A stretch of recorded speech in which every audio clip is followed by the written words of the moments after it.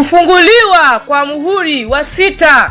Asante rafiki yetu mwema, Mungu mwenye nguvu, Mungu aliyejaa rehema. Asante kwa wema na fadhili zako katika maisha yetu. Tunakuja mbele zako wakati huu tukilihimidi na kulishukuru jina lako kwa yote ambayo umetutendea. Tazama, tunakuja mbele zako tukihitaji utufundishe. Roho wako mwema tunamuomba aweze kutufundisha sasa, nasi tuko tayari kuwa wanafunzi wako. Asante kwa kuwa umejibu na umetenda kupitia jina lenye nguvu, jina la Yesu Kristo. Amen. Mpendwa msikilizaji, tunaendelea na muhuri wa 6 ambao tutaenda kuangalia leo kuhusu mwezi wote kuwa kama damu, lakini pia tutaenda kuangalia nyota kuanguka kutoka mbinguni hadi juu ya nchi kama vile mtini upukutishavyo mapoza yake. Hii inapatikana katika kitabu cha Ufunuo 6 mstari wa 12 hadi 13. Anasema, nami nikaona alipoifungua muhuri ya 6, palikuwa na tetemeko kuu la nchi, jua likawa jeusi kama gunia la singa, mwezi wote ukawa kama damu, na nyota zikaanguka juu ya nchi kama vile mti upukutishavyo mapoza yake utikiswapo na upepo mwingi. Tulisha kuona tetemeko ambalo lilitokea kule Lisbon. Tulikwisha kuona pia jua kutiwa giza kama gunia la singa. Leo tutaenda kuangalia mwezi kuwa kama damu, na pia tutaenda kuangalia nyota kuanguka kutoka mbinguni kuja juu ya nchi kama vile mtini upukutishavyo mapoza yake. Mpendwa msikilizaji, mwezi kuwa kama damu, mwezi wote ulikuwa kama damu, na inaelezea ishara ya ajabu ya mbinguni ambapo mwezi ulionekana mwekundu kama damu. Biblia haitoi wazo kwamba mwezi uligeuka damu halisi, la sivyo, bali ulionekana kwa rangi ya damu kutokana na tukio lisilo la kawaida ambalo lilikuwa ni ishara ya kiunabii. Mpendwa msikilizaji, Biblia inaelezea jambo hili katika kitabu cha Yoeli 2 mstari wa 31. Anasema, jua litageuzwa kuwa giza na mwezi kuwa damu, kabla haijaja siku ile ya Bwana iliyokuu na ya kuogofya. Hapa mwezi kuwa damu ni sehemu ya ishara za mbinguni zinazotangulia matukio ya mwisho ya dunia. Katika Mathayo 24 mstari 29 anasema, mwezi hautatoa mwanga wake.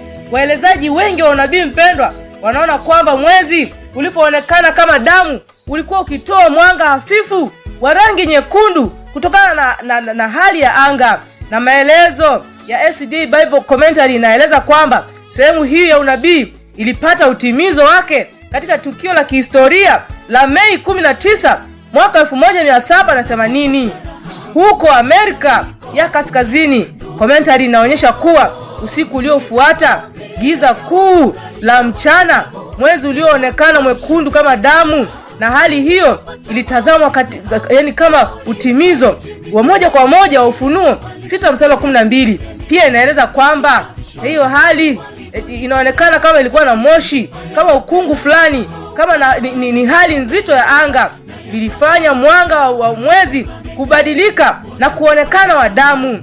Ellen G. White alisema nini, mpendwa? Ellen G. White katika kitabu cha The Great Controversy aliandika kuhusu tukio hilo akisema kwamba mwezi ulipoonekana usiku huo ulikuwa mwekundu kama damu. Alitumia tukio hilo kama uthibitisho wa utimizo wa unabii wa muhuri wa 6. Katika maelezo yake anasema, mwezi haukuwa na mwanga wa kawaida, ulionekana wa kutisha na rangi yake ilikuwa nyekundu nzito sana.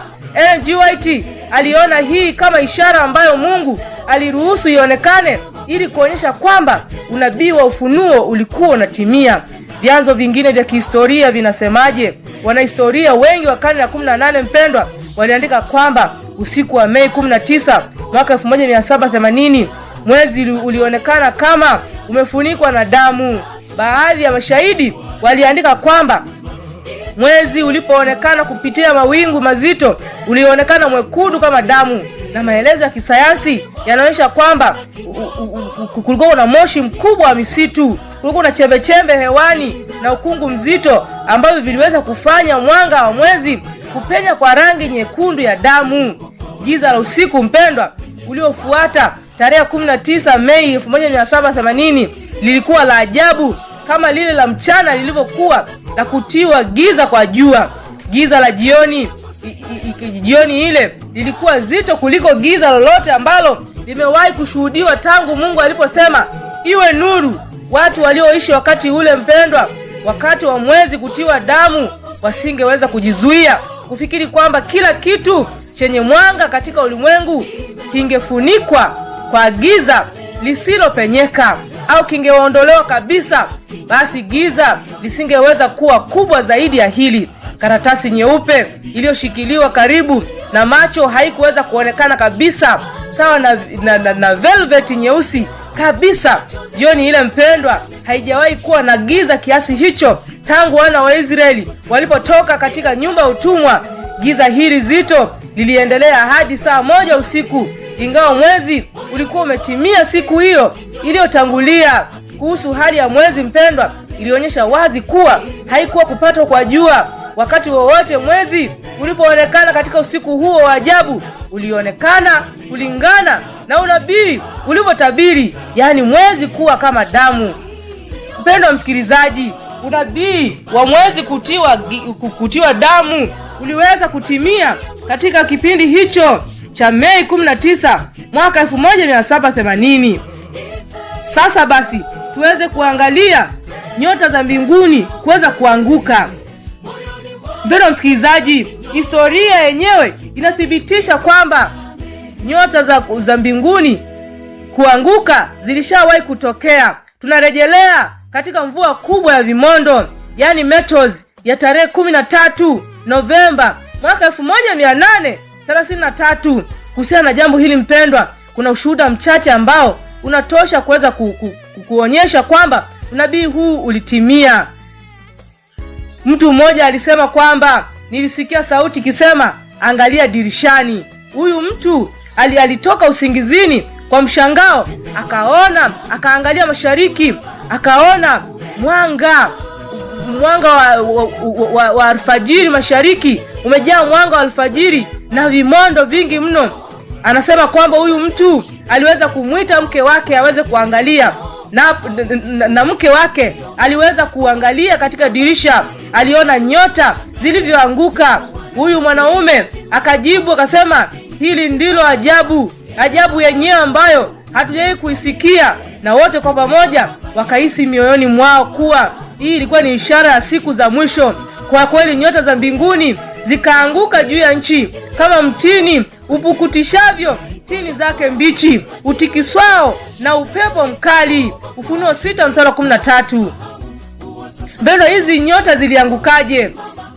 Mimi wala mtu yeyote wa familia yangu, huyu mwanaume anaeleza kwamba hatukusikia mlio wowote. Yeye na familia yake hawakusikia mlio wowote, na kama angetafuta mfano katika asili, asingepata mfano unaofaa zaidi kuelezea mwonekano wa mbingu kuliko ule aliotumia mtume Yohana. Mpendwa msikilizaji, ilionyesha kwamba ni kama vile moto, alisema mtu mmoja, na mwingine akasema ni kama vile manyunyi ya moto yalishuka kutoka mbinguni. Ilikuwa kama vile vipande vikubwa vya theluji vilivyoanguka kabla ya dhoruba, na matone makubwa ya mvua kabla ya mvua kunyesha. Lakini mifano hii yote haifikii usahihi wa ule unabii mpendwa. Nyota za mbinguni zikaanguka hazikuwa kama vipande au matone ya moto tu, bali zilikuwa kile ambacho watu wanakiita nyota zinazoanguka. Mpendwa msikilizaji, mtu angesema kwamba angalia nyota zinavyoanguka, na anayesikia asingesahihisha usemi huo. Zilianguka kutoka mbinguni kama mtini upukutishavyo tini zake mbichi, utikiswao na upepo mkali. Huu ndio usahihi wa unabii.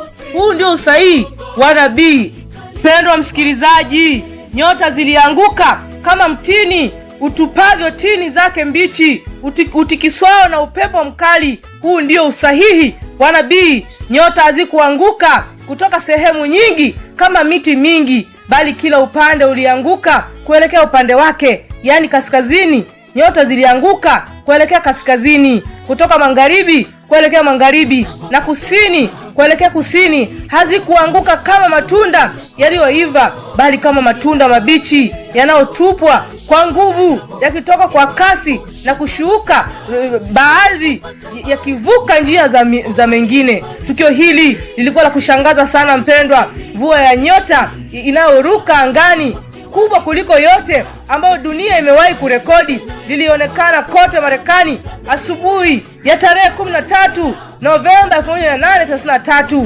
Mwonekano wake wa kwanza ulikuwa kama fataki za kuvutia sana, zikijaza anga lote kwa maelfu ya mipira ya moto kama roketi. Mwanga wake ulikuwa mkali sana, unaong'aa bila kukoma, na ulianguka kwa wingi kama theluji ya mwanzo wa Disemba. Ukilinganisha mpendwa, fataki za kawaida ni mwanga mdogo, ni kama mwanga mdogo sana ukilinganishwa na mwanga wa jua. Bingu yote ilionekana kuwa kama mwendo, ilionekana katika mwendo wake, na kwa baadhi ilikumbusha ule mfano kutisha katika Ufunuo, wakati nyota za mbinguni zikaanguka juu ya nchi kama mtini utupavyo tini zake mbichi, baada ya kukusanya taarifa kutoka katika magazeti na barua nyingi. Mambo makuu yaliyobainika ni haya: tukio hili lilionekana karibu kote Amerika Kaskazini, kutoka maeneo ya Uingereza kaskazini hadi visiwa vya West Indies na Mexico kusini, na kutoka mashariki hadi bahari ya Pasifiki magharibi. Katika eneo hili lote muda wake ulikuwa karibu sana. Vimondo vilianza kuonekana kuanzia saa 3 hadi saa 6 usiku, vikawa vingi zaidi kati ya saa 8 hadi saa 11 alfajiri, na kufikia kilele karibu saa 10 alfajiri, kisha kuendelea hadi mwanga wa mchana ulipozifanya visionekane. Mandhari hiyo ilikuwa ya kiwango cha juu sana cha uzuri na mshangao. Inawezekana Mtume Yohana aliona kwa maono alipoandika kuhusu muhuri wa 6 kwamba nyota za mbinguni zikaanguka juu ya nchi kama mtini utupavyo tini zake mbichi, utikiswao na upepo mkali. Asante rafiki yetu mwema, tumegundua na tumeelewa vyema somo hili kwamba unabii unatimia. Huu unabii ulikuwa unatuandaa kwa ajili ya siku za mwisho. Huu unabii unatupa alamu kwamba bado muda kidogo tu unakuja duniani. Tusaidie tuweze kujiandaa, tusaidie tuwe na upendo, tusaidie tuwe na utiifu unaotokana na upendo, ili Baba tuweze kukutii wewe kwa upendo, tuweze kujiandaa muda wote katika siku hizi za mwisho, maana hatujui siku wala saa ya kuja kwako. Asante kwa kuwa unatupigania na kuwaongoza watoto wako na kuwasaidia waweze kukutafakari wewe, waweze kujirekebisha, wapatie ulinzi wa kutosha, wapatie amani ya moyo, wafariji wagonjwa, kawaponye. Tunaamini umekuwa pamoja nasi sasa na hata milele, kupitia jina lenye nguvu, jina la Yesu Kristo. Amen.